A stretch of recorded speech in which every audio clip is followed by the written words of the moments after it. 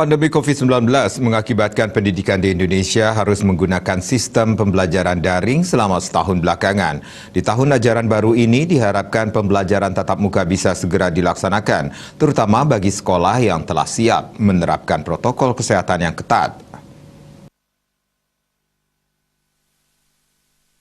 Di tengah pandemi COVID-19, sistem pembelajaran tatap muka masih belum bisa dilaksanakan, terutama di Kota Denpasar. Terlebih menjelang penerimaan peserta didik baru tahun ajaran 2021-2022 yang sudah mulai dibuka. Kesiapan protokol kesehatan di setiap sekolah menjadi perhatian utama dalam menunjang pelaksanaan pembelajaran tatap muka. Hal ini yang juga dilakukan SMP Sisya Dika Denpasar. Sebagai salah satu SMP yang berada di Pemecutan Denpasar ini memiliki potensi yang bagus ke depannya.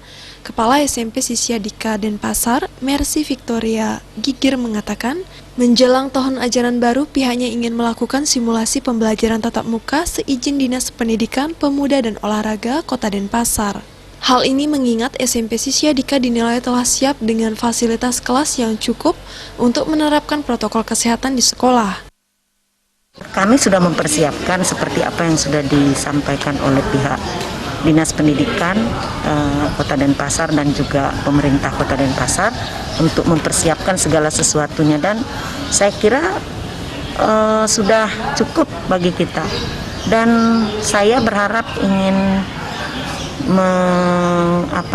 mengadakan simulasi, tentu saja atas seizin Dinas Pendidikan Kota Denpasar untuk boleh bersimulasi tatap muka, karena saya kira fasilitas prokes sudah siap dan jumlah siswa kita masih sedikit, jadi sangat memungkinkan untuk bertatap muka.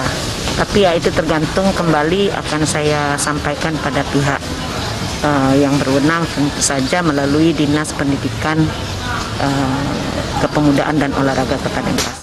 Pihaknya berharap masyarakat dapat memilih SMP Sisya Dika dan mampu memberikan kontribusi dalam memajukan generasi penerus bangsa, khususnya di bidang pendidikan.